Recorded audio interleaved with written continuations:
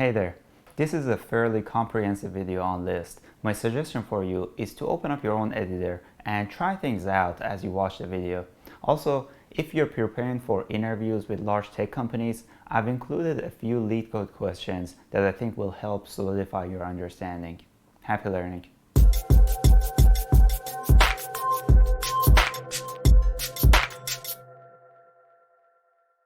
In Python, you can use brackets or the list constructor to create a list. You normally want to use brackets because it's easier to read and also it runs faster behind the scenes. But there is a use case for a list as well. If you want to convert other data types, for example, here I'm converting a string into a list of characters using the list constructor. Or if you want to convert other data types like a tuple, or here I have a set, you can use the list constructor for that. I have a letters list, and the way I can access individual elements is by putting the indexes inside the brackets. And Python starts indexes from 0.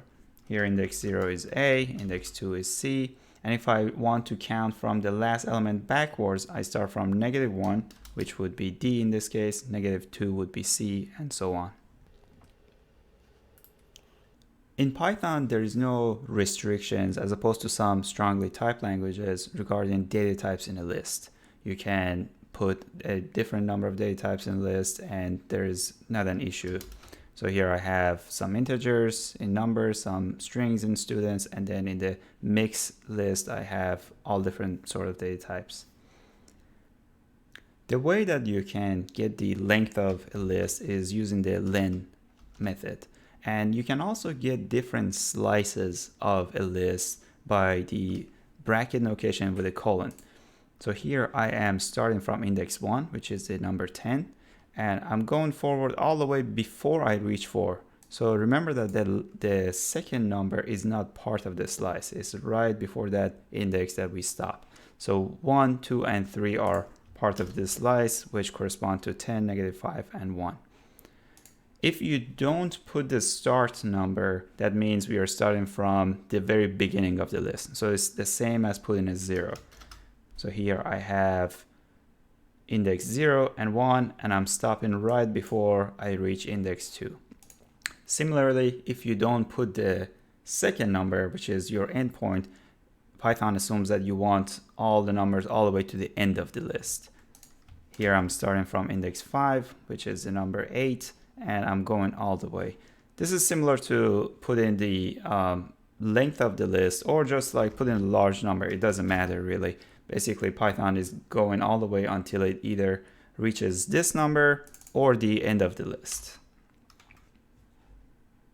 Now, you can also use that negative notation. Here, I am trying to get all the elements in the list except the first one and the last one. Here, I'm starting from index 1, and remember that whatever index we put as the second number, we stop right before it. -1 corresponds to the last element, so we are stopping right before the last element. If you compare this list to what we had up here, you see that 22 and 10 are not part of it, but everything else are part of that slice. Python has a number of built-in methods to interact with a list. Here I'm starting with an empty list, and using append, I can add one element to the end of the list. I'm adding 10 and then 20. Maybe later on I need to add another element, and that goes and sits at the end of the list as well. Pop does the exact opposite of append. It removes the last element from the list. Here I remove -10, and my list now only has 10 and 20. Extend is very similar to append, except that you can pass an iterator to it. And iterators are things like lists, tuples, sets, and so on. So here I can basically add multiple elements using extend. I started with 10 and 20, and 1, 2, and 5 were added to my list, and now I have all of them in order. Optionally for pop, you can also pass an argument, which is the index that you want to pop out of the list. Remember that if you use this optional argument, you may incur a higher cost depending on where you're popping that element from. For example, if you pop the element from the beginning of the list, all the elements have to shift to the left, and that will cost you O of n, as opposed to using pop without an argument, which only removes the last element, which costs O of 1. Here I am removing the element at index 1, and 20 is my element at index 1. And if I print the numbers list, now I have the list without the number 20. Because of the append and pop functionality, in Python we can use a list as a stack. And the concept of stack is just a last in, first out queue. Basically, the last item that goes in can be popped out, and both of these operations cost O of 1. So a stack is a very efficient data structure to use in this manner, to basically push and pop elements. Here, this is an example of how stacks work. I'm appending a value, appending another one, appending another one, and popping that last one. Maybe I want to maintain an increasing order, and then appending another one at the end. Each of these operations only costs O of 1, which is very efficient. Using count, you can count how many times an element appears in the list. Here, I am counting the number of 10s. I have a 10 here and 1 at the end, so this returns 2. Index method will tell you when is the first appearance of that element in your list. So what was the index of the first appearance? Here it's index 1, but you can also optionally pass the start and end index to search. Basically, I want to only search a section of this list.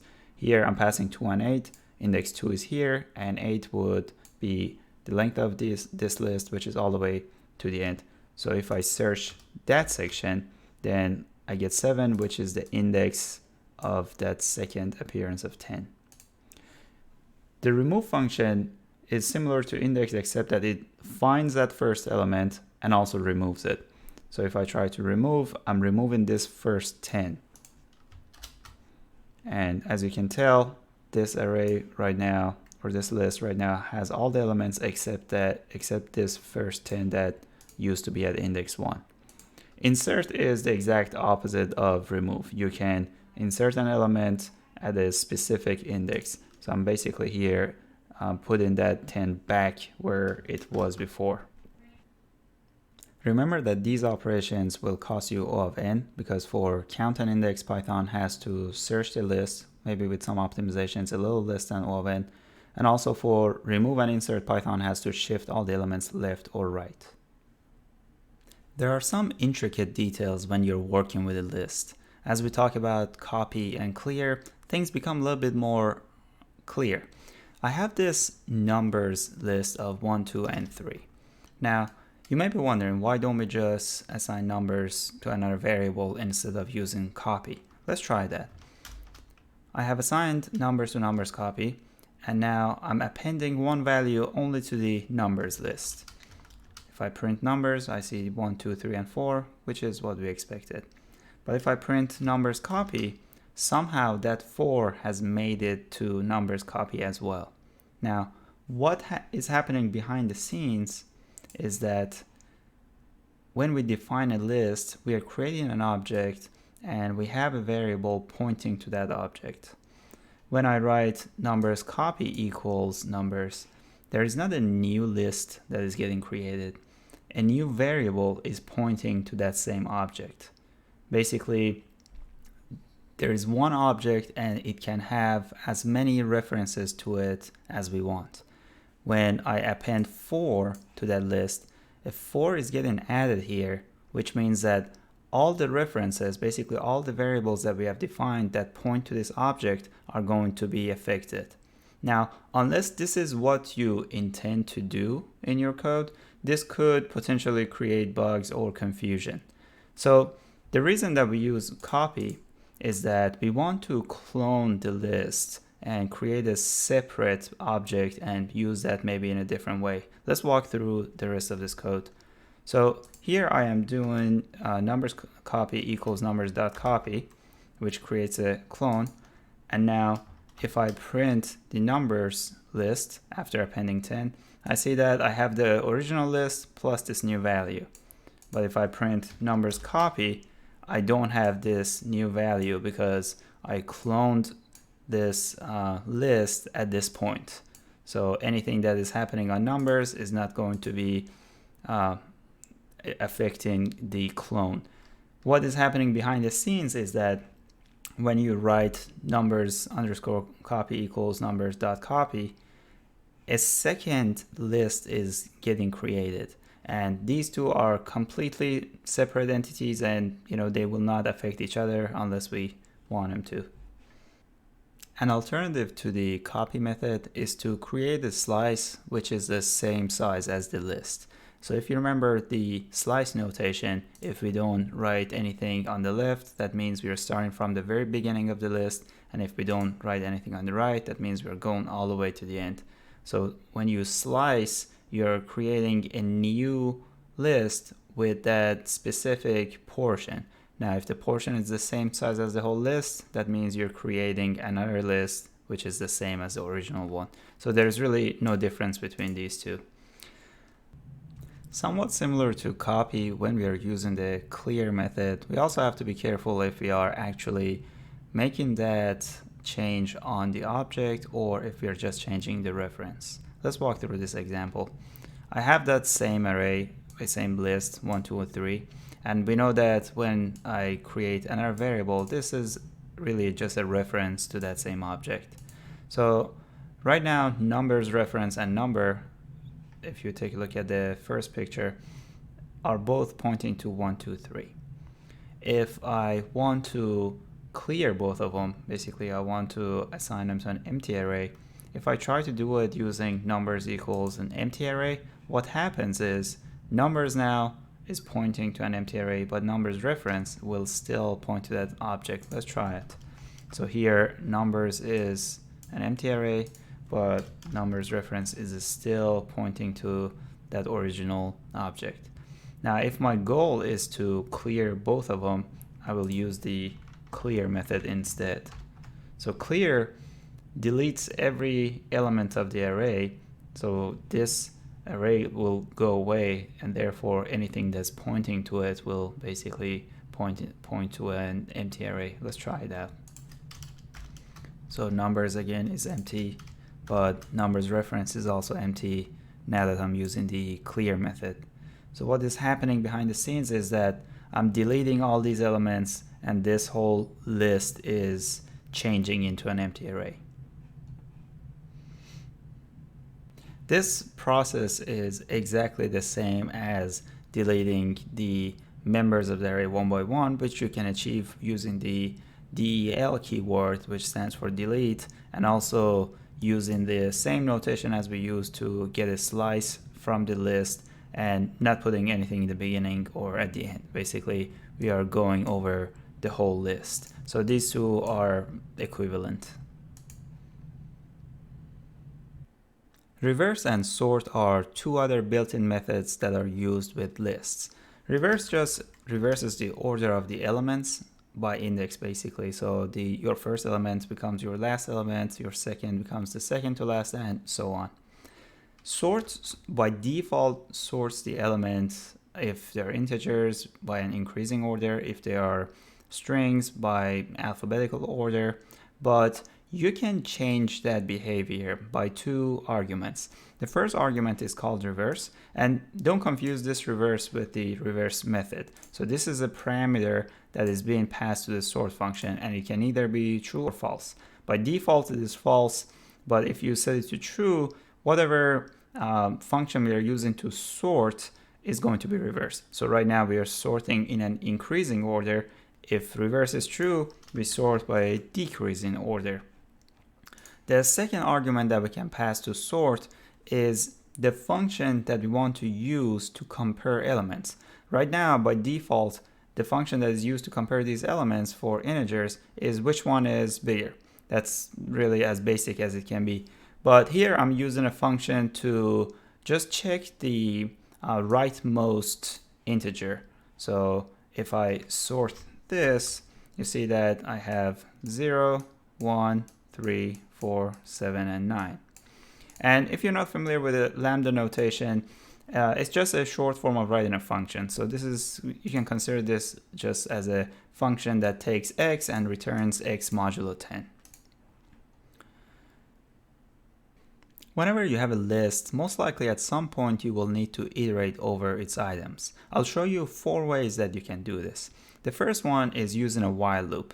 So I am creating this students list, and for a while loop, I need to have some sort of counter that I can track and at some point exit the while loop. So I'm setting I equal to 0, this is my counter, and I'm saying while I is smaller than the length of students, so length of students is 4 in this case, I am just printing the names of the students, and every time I'm incrementing I by 1. So once I reaches 4, then this condition will be false and my loop will exit. So this will just go over every element and print it out. And note that I'm accessing the elements using the bracket with the index notation. The second way you can do this is using a for loop and the range function. Here again, I is my counter, and instead of manually incrementing I or setting it to 0, I can just use this for loop, and what range function does is once I reaches this end condition, so length of a student is 4, once I reaches 4, it terminates the loop. This will basically give me the same results, but I didn't have to manually set I to 0 or increment it. Now, range function also accepts 2 optional arguments. By default, the starting point is set to 0, but we can change this if we want to. Also, step size, which is how much we are incrementing I at each iteration, by default is set to 1, but we could change that. So here I'm going to change my step size to 2 and run this. So we see that I'm only getting the first element and then the third element, and then my loop terminates. Another option, if you only need the items in the list and you don't need the indexes, is to just use this for in format. So for student in students, I can print each student, and this is a very clean and efficient syntax. The last way that I wanted to show you is using a for loop with the enumerate function. With enumerate, you have access to index as well as the item in the list, and you can also, in case you need to, you can set a starting point for your index. So here I'm setting the start to 10, and I can start counting up from 10. My suggestion is that for most use cases, either use enumerate or use the for in format. So if you only need to access the item in the list, this is probably the cleanest way. And if you need to access the index as well as the item, this is probably the most readable way. There are some cases where you do need to create your own while loop or use other formats, but I think most often these two will serve most purposes. At some point, you may need to iterate over a list backwards. There are a few ways to go about that. The probably most straightforward one is to just use a manual while loop, set your counter to the last index, and decrement it until you reach 0. The second way to go about it is to use a for loop with the range function, set the start point to the last index, set the end point to basically -1, which is 1 before 0, and also set the step size to -1. So you're going backwards and your step size is negative. This gives you the same result. A cleaner way probably is to use the reversed function. Reverse creates an iterator, and the concept of iterators are a little bit beyond the scope of this video, but the benefit of it is that we are not creating a separate list. We are just creating a pointer that points to the last element of the list, and we are going backward. So this is very different than creating a reverse of the list. So the function that we discussed earlier, which you call on the list, so when we had something like students dot reverse, that's a very different concept. In that scenario, you're fully reversing the elements. In this scenario, we're not touching the list. So this is not an expensive operation. We're just creating a pointer that's pointing to the last element, and we are going back one by one. So you can basically achieve the same results iterating backwards using the reversed function. And lastly, you can also use it in combination with enumerate, which gives you access to some counter as well. So in this case, 0 is being assigned to the last element, and we are counting up as we go backwards. And again, I just want to note that these two are very different. So in case you're coming across these two in an interview, pay attention that one of them creates an iterator. This creates a reverse of the list in place. It basically makes your first element your last element, and so on. If you have made it so far in the video, pat yourself on the back. Have a stab at the first two questions. List comprehension is a concept that is easy to learn, but it makes your code a lot cleaner. Let's walk through an example. Here I have an empty list, and I'm assigning items to it one by one in a for loop. I could achieve the same thing in one line in a much cleaner way using list comprehension. And this is really all there is to it. You have a for loop inside the brackets, and I'm assigning everything here directly to I. And you can do operations on this, like if I wanted to get the square value of everything, then I would just write I times I, and I will generate the square values. Now, if you want to add conditions in a list comprehension, you can add an if statement at the end. Here I'm just getting all the even values. If you also need to have a else condition after if, that would change it basically to a ternary operator, and you would need to write that first before your for loop. So this is basically the ternary operator. So we are saying if I is even, then write I, otherwise write odd in capital case. A concept that you may run into, especially in interviews, is the concept of 2D or multidimensional arrays. In Python, you can achieve that using a nested list. Here I have a matrix, which is a list, and each of the elements of this list is also a list. And I'm initializing all the elements to 0 for now. Now, this is a 4x3 matrix, and it is fairly easy to write it out, but most often you need to write it in an automated way if you have a very large list. You can use the star notation when you're creating a one-dimensional array. So this just repeats what you have in the array, however many times. Like if I had 0 and 1, then 0 and 1 would be repeated 3 times.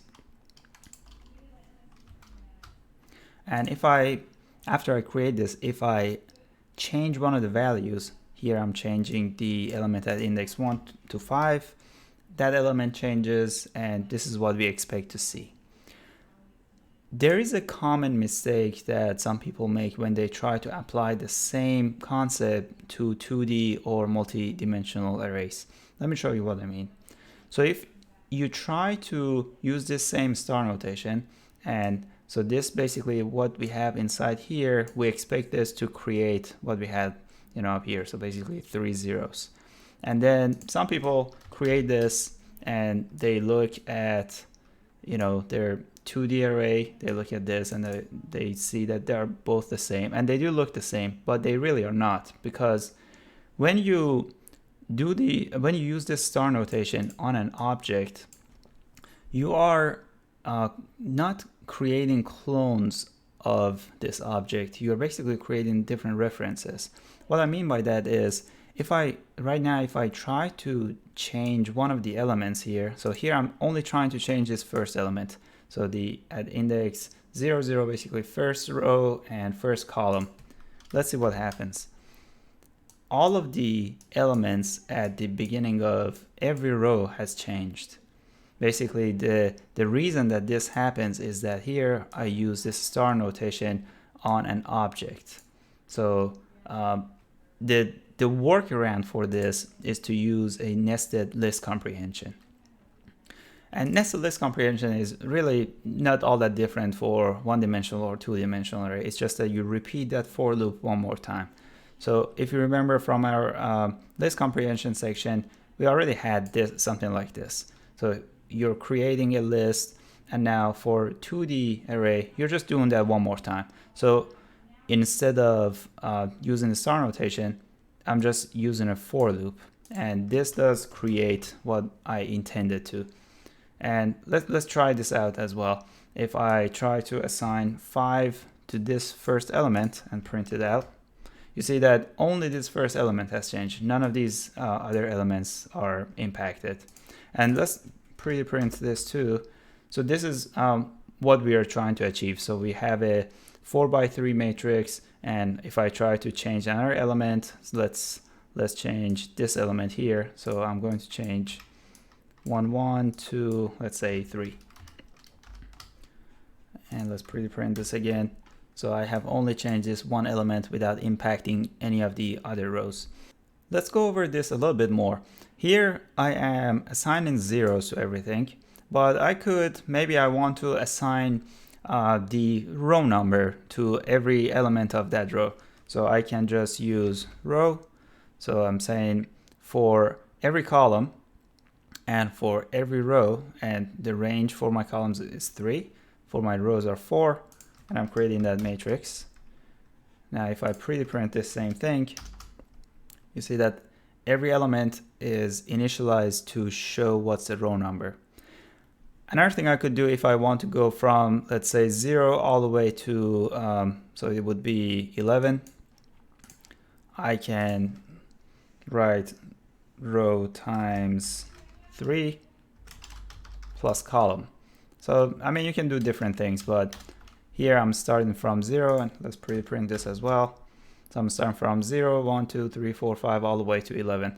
So these are all following the same concepts, but when you're doing interviews, or maybe you're working on a code base and you have some use case like this, you basically tweak the code that you're writing when you're doing list comprehension to get the values that you want.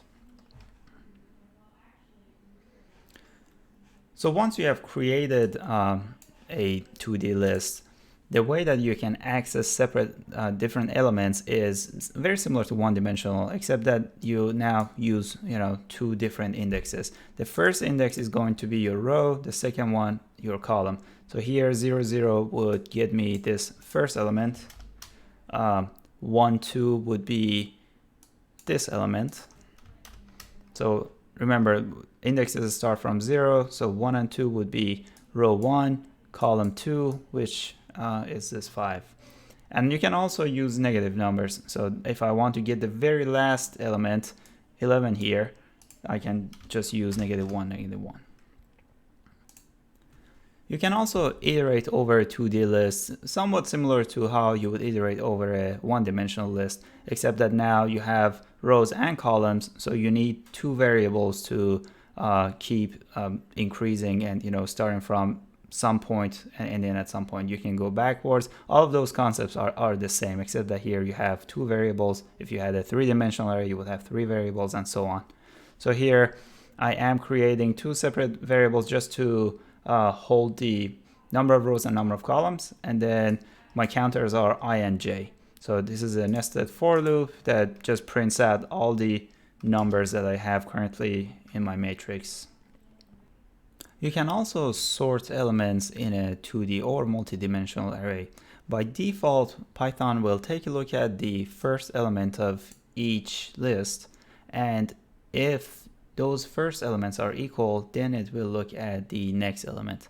Here, if I try to sort this list of names and ages, Python will sort them by name. So A, B, C, and D.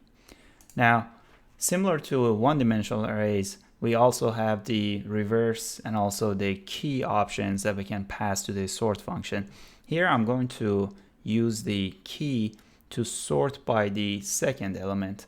If I, basically this is a function that takes some item, it's going to be the items inside the list, and instead of, so default would be x0, I'm changing that to x1, which is referring to the second element, and this way I can sort by age. So now I have the smallest age, and in an increasing order this is sorted.